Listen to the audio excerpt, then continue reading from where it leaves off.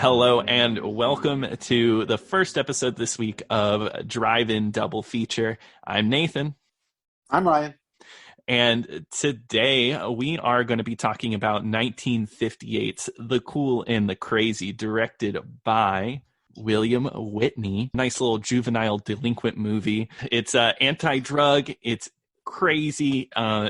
It's an experience later to be remade by a very loved director here, Ralph Bakshi. Yeah, so I don't know if you've ever heard of this movie before, but I had just learned about it. But, you know, it made me think about some other drug movies that I've seen in the past. One of my all-time favorite movies, and I'm not kidding you, is Half Baked with Dave Chappelle. It is one of my favorite dumb comedies. It's really funny. I quote it all the time with my family. It's a movie that we have all watched together many times. I know that's weird, but we we love it. I just wasn't expecting that, to be honest. For you to say that movie. Yeah, I don't know. Half Baked, it's one I enjoyed.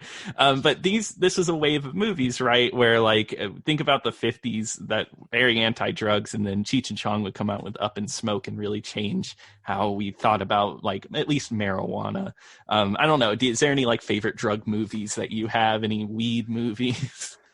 Dazed and Confused, I loved a lot. I mean, classic. That's a weed movie, definitely. Mm-hmm.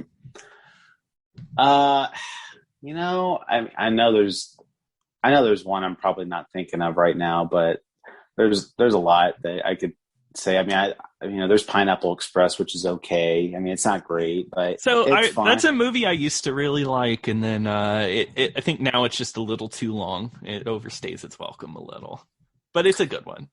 Yeah, but off the top of my head, that's the only one I can think of, Dazed and Confused. But every episode I put you on the spot. Fear and Loathing in Las Vegas. I mean, it's a drug movie. It is. Well, you know what? I've never seen it. That's like one of my all-time favorite directors, and I've never sat down and watched it. Are you kidding me? I own the book and everything. I never read the book either. I need to just do it. I know. I'm over here watching The Cool and the Crazy instead of, like, important movies. The Cool and the Crazy. What I love about this, as these kids say, that's what it's the street name, which is so funny to me. right? And the way they treat marijuana in this movie, dude, is like heroin mixed with, like, some kind of psychedelic.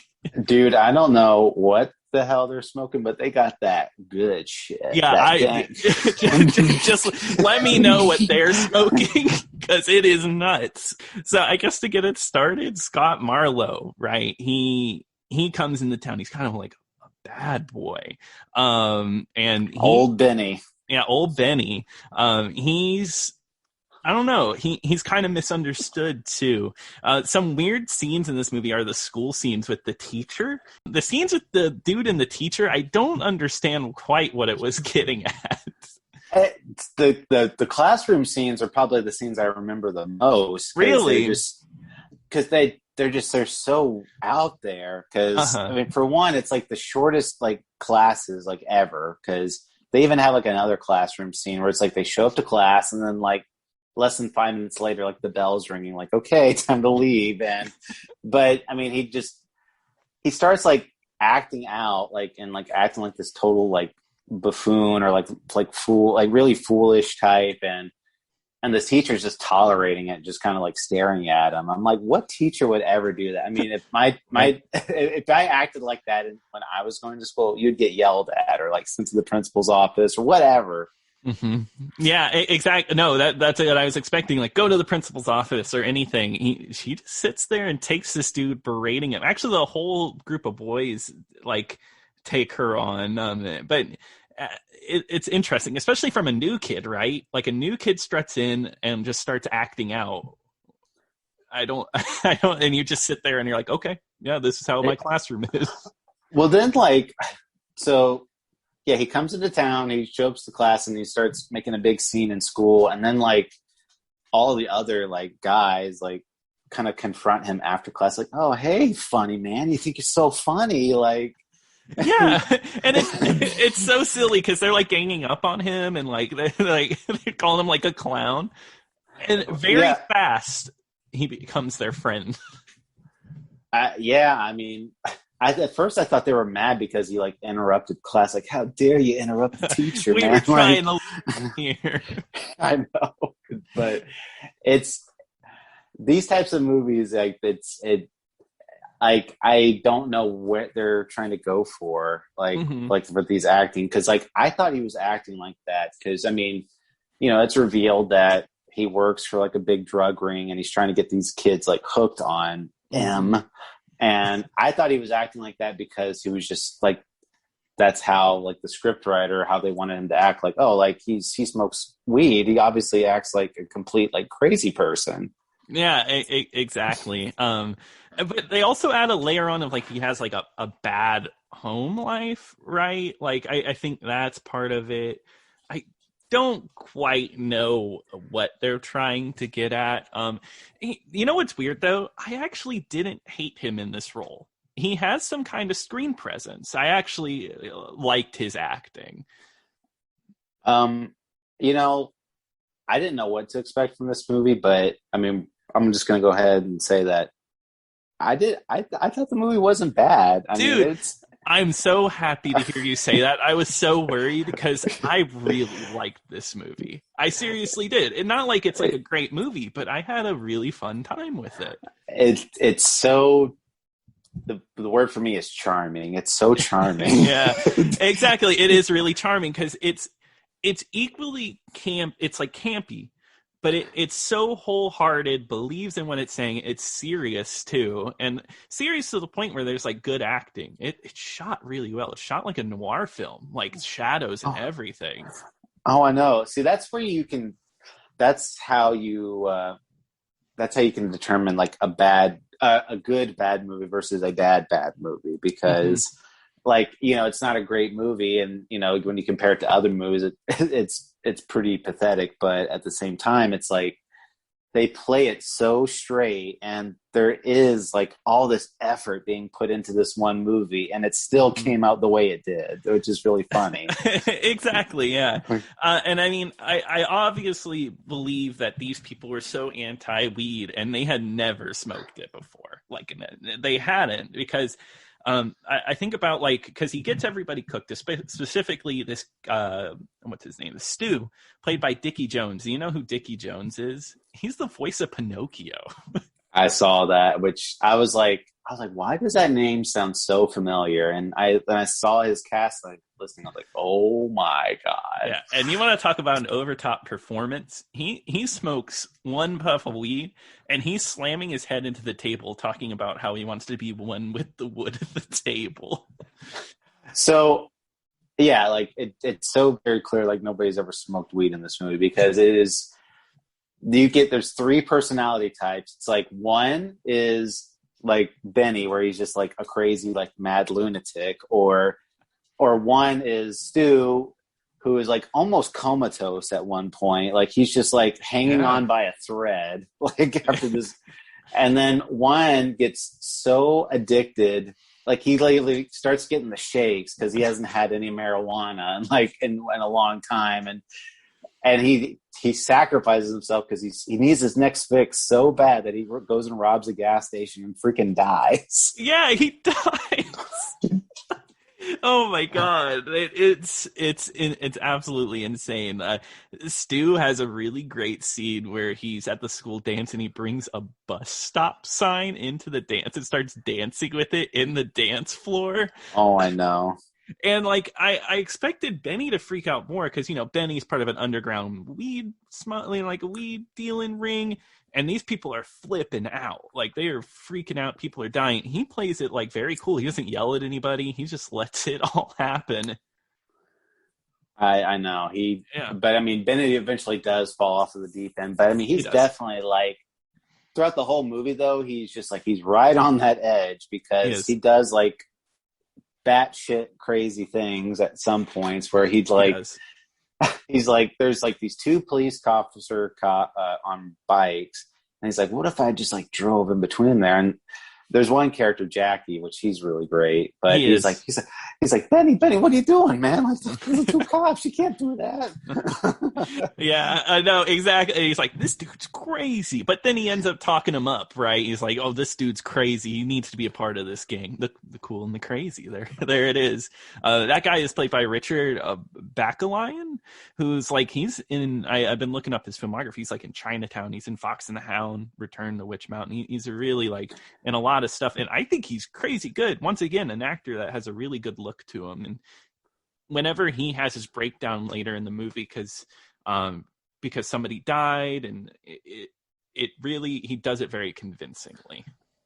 Yeah, and it's really funny because he's my favorite part of the whole movie. I mean, because he's so. I mean, like you said, like there's just this random, like really good performance, like in this movie where it's just like there's, and he starts out as like this kind of guy that like over exaggerates or like trying to like kind of like, you know, he's like he's a big mouth type of character where he tries to like he's got a lot more bark in his bite, but but once he starts being faced with these horrible realities of like what his friend's going through, he has like a mental breakdown by the end of the movie. So he's got like this arc that's really crazy. And it's funny that all of his friends are freaking out because I guess he's old enough to buy alcohol, and he gives everybody alcohol in the group, and he just thinks that everybody can't handle their alcohol. He's like, they can't handle beer, you know, but really they're over here like a heroin junkie on the street with homeless people. Oh, it's funny because because after they have like a big party, like the next night, Jackie's like the only one that feels okay. Like everybody else looks like they're like got hit by a bus after, and then he's like, "Hey, what do you guys do? You guys can't handle your liquor." Like, but really, they're having weed hangovers, the worst kind of hangover. I know when I took my first puff of weed, I couldn't get over it for a week. Yeah, I was in bed. I was stuck in bed. I think that's what's so funny about this movie compared to maybe what would happen 20 years later, where weed is so demonized, right? It is so like considered like evil. It'll mess you up, especially with gateway drugs. That's a big talk in this movie, is that weed is going to lead you straight into heroin needles. Like they don't say heroin specifically, but they're like, you're going to get into needles next. And that's what our main character has to deal with. Yeah, and they do eventually show like a heroin needle towards the end of the movie. Cause like I said, Benny does like eventually fall off the edge because he's trying to get these kids roped in, and he's trying to get more sales for his boss or whatever in this drug ring. But Benny eventually takes a little too much of the merchandise, if you know what I'm saying. Exactly. And he gets in a little bit of trouble, and he gets cut off. It's kind of almost like this movie feels kind of like Rebel Without a Cause in a way, where I think they try to set up that he's just misunderstood, and he just takes this weed and it just all collapses around him. Yeah, I mean, and like you said, he has a terrible relationship with his father, which they don't really explain that well. I mean, he shows up, and like his dad just seems like this guy just sits in a chair all day. He wasn't really even doing anything to like antagonize Benny. He was just like, "Where are you going?" He's like, "Dad, shut up!" Like, yeah, it's weird. At first time I saw this character, I didn't even think it was his dad. I was like, they were like in some rundown apartment when he was with another guy, and I was like, oh, "What is this? This is weird." But come to find out, that's his dad. But yeah, I felt the same exact way, where like he's just acting out at his dad, and I mean, his dad doesn't do anything. Yeah. I don't know. And then I guess I'll spoil the ending for everybody, but he does end up killing his dad, which I thought was weird for 1958. He stabs him right in the stomach, and it doesn't show like directly, but he kills him. Was it his dad, or I thought it was his boss he killed? Does he kill his boss? I thought it was his dad. I thought he kills the boss. No, he kills the boss in the hotel room. It's like a hotel room. Oh my God, I confused the plot line then. I thought he killed. Oh, that's right, because he finds the heroin needle in the dude's suitcase. That makes more sense. I guess that was me confusing the two things together. It's not like it's explained very well, but he goes to a hotel room to kind of confront his boss and be like, It's like, where's the stuff? I want more M. And he's like, there is no more. You're cut off. And then Benny like is playing with like a knife throughout the whole movie. And then at the end of the movie, he finally uses the knife and stabs his boss in the stomach. And when he goes through his boss's things, there's no more M. And the only thing he finds left is a heroin needle. So and he's like, I gotta take it. And, I think there's also an interesting plot line with the really good actor that we were talking about earlier, Jackie, where he has a love triangle, or not a love triangle. He's in love and he's trying to break away from like kind of the evils of the group. I really like that. It added like a nice little human touch to one of the characters. It could have just been like, evil's a weed. This is all the bad stuff that can happen. Yeah, and it's kind of like he's having this really like budding romance with this girl who's like this super nice, like, the girl next door type. And he goes in there and he starts falling in love with her, and she's really interested in him because he's a really nice guy.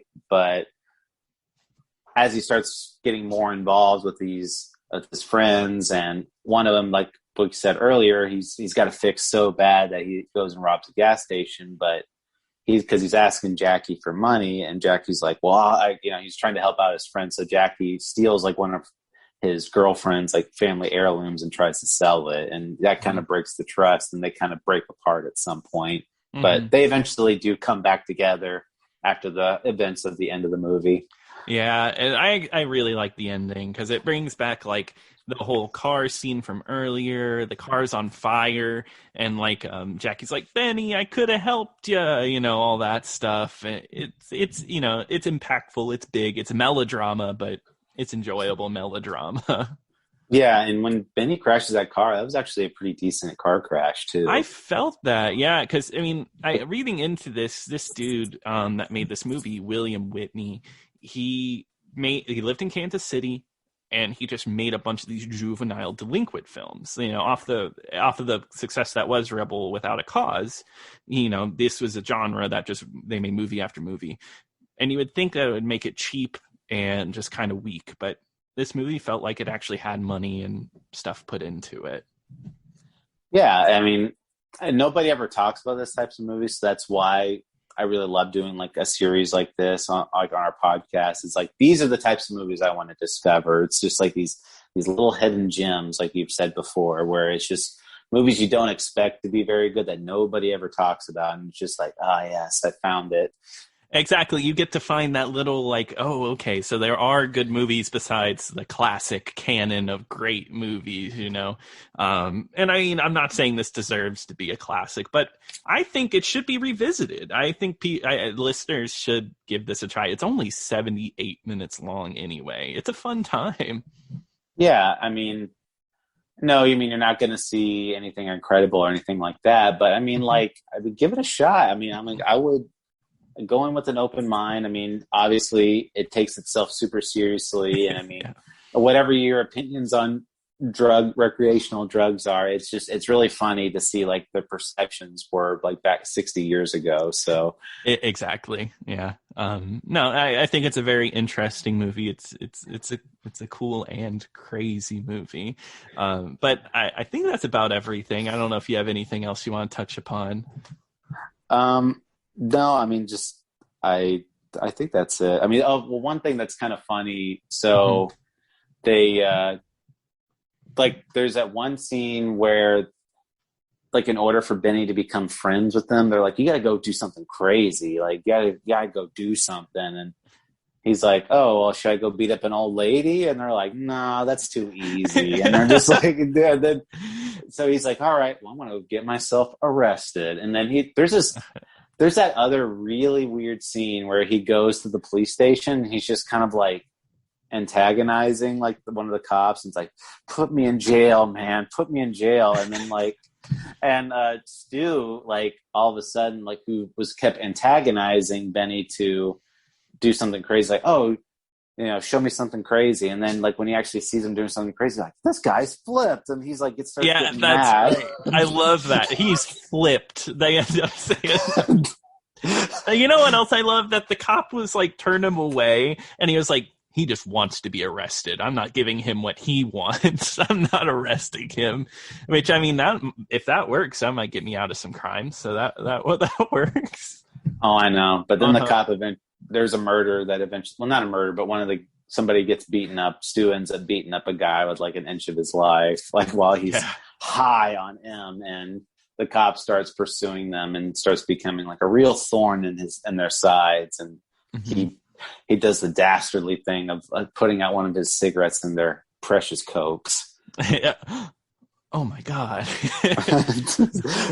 Just little scenes like that, just that kind of amplifies like why I like this movie so much. Exactly. And I think it makes sense that this one would get kind of a remake later on. I mean, it's not very a notable remake, but at least it has that notice where it's like, oh, well, maybe we could go back and try this one again. Absolutely. Yeah. But awesome. Well, that covers it for the cool and the crazy. I'm glad to hear that you really liked it. I really enjoyed talking about it with you. But what are we doing for episode 20 coming up? Well, Nathan, we're going to be digging back into our horror roots, and we're going to be doing a little slasher. I don't think we've done a slasher before, and that's why we're going to be talking about 1976 Alice, Sweet Alice. Ooh, that's going to be a good one. I'm excited. Yep, it's available on Tubi, so it's 100% free, so go and watch it if you want to follow along with us. So if you have any recommendations that you'd like for us to talk about, or if you have any thoughts and opinions on the podcast, please email us at drivein-double-feature-podcast@gmail.com. All right, cool. Well, I'm definitely excited to give that one a watch. And thanks for listening, and we'll see you next time. See you next time.